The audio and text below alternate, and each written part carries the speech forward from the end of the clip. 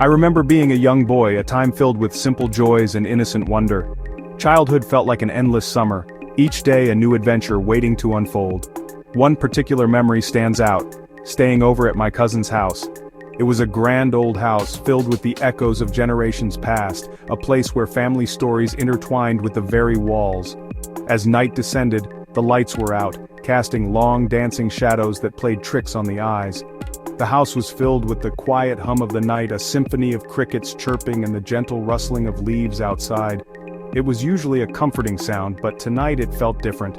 I remember feeling a sudden thirst, a desperate need to get a glass of water, which meant embarking on a short but terrifying journey down a long, dark hallway. The hallway seemed to stretch on forever, an endless abyss of shadows and uncertainty. To my young mind, fueled by bedtime stories and an overactive imagination, that hallway was a canvas for my imagination, a blank slate upon which my fears could run wild. It was a place where my imagination could paint its darkest fears, conjuring up monsters and lurking dangers in every corner.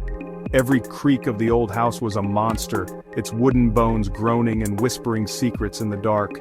Every shadow dancing on the wall was a lurking figure, a silent observer waiting to pounce. My heart pounded in my chest like a drum, a frantic rhythm echoing the fear that gripped me. I stood paralyzed at the edge of the doorway, hesitant to take even a single step into the darkness. That night, after what felt like an eternity, my uncle found me frozen, a small statue of fear in the doorway. He didn't laugh or dismiss my fear, he simply knelt down, looked me in the eye and said, "Let's walk together. I'll hold the light."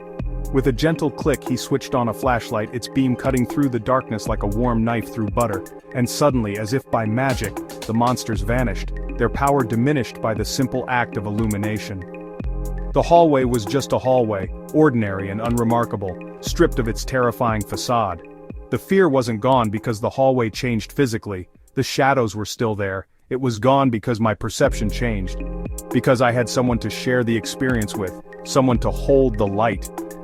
Fear thrives in the darkness of our minds, in the hidden corners where doubt and uncertainty reside. It's a master of disguise, feeding on the unknown and growing stronger with every unanswered question.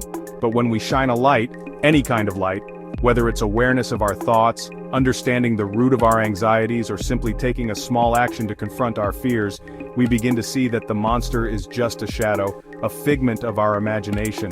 Today, we'll learn how to switch on that light for ourselves, how to navigate the dark hallways of our minds and discover the strength within to face our fears. Where does fear truly live? Not in the hallway or the boardroom or the person you're afraid to talk to. It lives deep within us, in our subconscious mind. Think of your mind like an iceberg, the conscious tip above water, and the vast subconscious below. The subconscious stores every experience, belief, and emotion, running old programs on autopilot. If you were laughed at in school, your subconscious might equate public speaking with humiliation. These programs, written by a younger you, still run today, even if you logically know better. That's why fear can feel so real, even when it makes no sense. The good news? These programs aren't permanent. They can be updated, rewritten. You're not a prisoner of your past, you're the architect of your mind. By learning to access your subconscious, you can install new, empowering beliefs. That's the first step to freedom. Imagine your subconscious as a garden, a fertile ground where thoughts and emotions take root.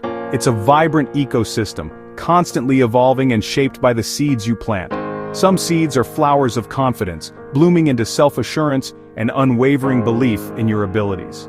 These are the thoughts that empower you, the dreams that fuel your passions, and the affirmations that build your self-worth.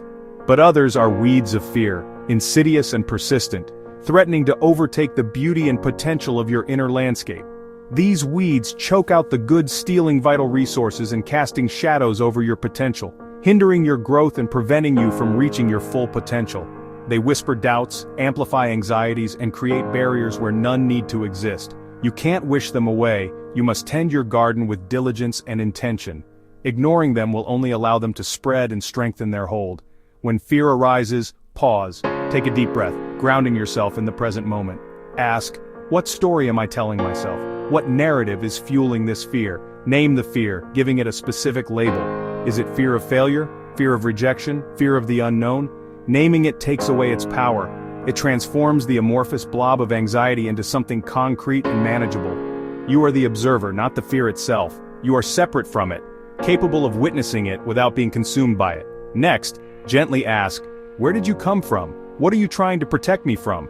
What past experience or belief is fueling this reaction? Often, fear was created to keep you safe when you were vulnerable, a protective mechanism developed in response to a perceived threat. Thank the fear for its service, acknowledging its intention to protect you, then release it. Let it go with compassion and understanding. I am safe now, I am capable, I no longer need this protection. Affirm your present safety and strength. After uprooting a weed, plant a new seed, an empowering belief to take its place. If you remove, I'm not good enough, plant, I am worthy and capable, nurturing a sense of self-acceptance and confidence. Repeat and visualize this new belief, imprinting it onto your subconscious mind. Water it with positive emotion, infusing it with feelings of joy, gratitude, and excitement. Consistently tend your mental garden. Make it a daily practice to cultivate positive thoughts and beliefs. Identify, uproot, replace. Over time, your mind becomes a sanctuary of strength, a peaceful haven where you feel safe, secure, and empowered. This is how you transform fear into peace, cultivating a resilient and thriving inner world. Change doesn't always require hours of meditation or elaborate rituals. It doesn't demand a complete overhaul of your life. It can start in just 10 minutes. That's all it takes to begin shifting your perspective and reclaiming your inner power. Here's a simple exercise, a practical technique you can use anytime, anywhere, to regain control. First, dedicate 3 minutes to focusing solely on your breath. Let everything else fade into the background. Inhale deeply, filling your lungs completely, and exhale slowly, releasing any tension you might be holding. This simple act calms your nervous system, bringing you back to the present moment and grounding you. Next, for 4 minutes, engage in a practice called Name It to Tame It. This involves acknowledging and labeling your emotions. Let the fear be present. Don't try to push it away or ignore it. Locate it in your body. Where do you feel it most intensely? Is it a tightness in your chest, a knot in your stomach? Label it, this is anxiety, or this is worry, or this is anger. Simply naming the emotion helps to diminish its power over you. Acknowledge it, but remind yourself, you do not control me. You are the observer, not the victim of your emotions. Finally, for the last 3 minutes, consciously shift your focus to an empowering emotion, courage, confidence, peace, or even gratitude. Recall a memory when you felt that way, a time when you were strong, capable, and at peace. Let the feeling expand, allowing it to fill your entire being, filling the space fear once occupied. Replace the negative with the positive, creating a new emotional landscape. When you open your eyes, you'll feel a shift, a subtle but significant change in your internal state. You've just rewired your brain, creating new neural pathways that support feelings of empowerment. The goal isn't to eliminate fear forever, that's an unrealistic expectation, but to interrupt its pattern and reclaim your power. To choose how you respond, rather than being controlled by your fear. Use this reset whenever fear takes hold. Practice it regularly and you'll find it becomes easier and more effective over time. With practice, you'll prove to yourself you are in control, not your fear. You have the ability to manage your emotions and choose your response. Small, consistent actions create lasting change. These 10 minutes can be a powerful catalyst for transformation. This is your mental reset button, your quick and easy way to regain control and shift your state. Try it now, see how quickly you can shift your state. Experience the power of this simple technique for yourself. You have the tools within you. You possess the innate capacity to manage your emotions and reclaim your power. Use them. Embrace your inner strength and take control of your emotional well-being. History is full of people who faced their deepest fears, not because they were fearless, but because they chose courage. King George VI of Britain is a powerful example. Plagued by a severe stutter, public speaking was his greatest fear. When he became king, he had to address the nation. His private struggle became public. Instead of shrinking, he sought help from speech therapist Lionel Logue. They worked not just on speech, but on the roots of his fear. The king's transformation was gradual, daily effort, breathing exercises, confronting emotional triggers. His famous wartime speech was more than politics, it was a personal victory. He showed the world courage isn't the absence of fear, but acting in spite of it. He turned his greatest weakness into his greatest strength. That's the power of facing fear head-on. Let me tell you about Priya, a talented designer who believed she couldn't draw. This belief traced back to a childhood moment, a teacher's careless comment about her drawing. That day, a subconscious program was written, I am bad at drawing. For years, Priya avoided sketching, limiting her creativity. The breakthrough came when she realized this belief was just a story, a child's interpretation, not a fact. She separated the event from its meaning and chose to rewrite it. Her homework: draw for 5 minutes daily, without judgment. At first it was terrifying, but each sketch rewrote her old program. A month later, her sketchbook was filled with playful drawings. They weren't perfect, but they were hers. She was no longer the woman who couldn't draw. She was an artist, exploring her craft. Priya rewrote her story. You can too. The two most powerful words are I am. Whatever follows shapes your reality. Your subconscious takes it as a command. Repeating I am anxious or I am terrible at this reinforces the identity you want to change. To change your life, change your I am. Instead of I am afraid of public speaking, say I'm becoming a confident speaker. This shift acknowledges the journey and affirms the outcome. Create I am statements that counter your deepest fears. Repeat them daily, especially morning and night when your subconscious is most receptive. Write them on sticky notes. Say them aloud. Feel the emotion behind them. This practice rewires your brain, building new pathways of courage and self-belief. You're not a victim of old programming, you're the programmer. Craft your new reality, one I am at a time. Mindset is the foundation, but action is the antidote to fear. Fear paints a terrifying picture of the future, usually worse than reality. Take a small step into what you fear. Show your mind, see, that wasn't so bad.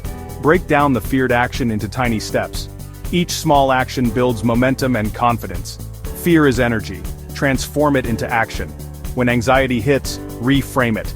I'm excited. My body is preparing for a challenge. Courage comes before confidence. Confidence is earned by doing what scares you.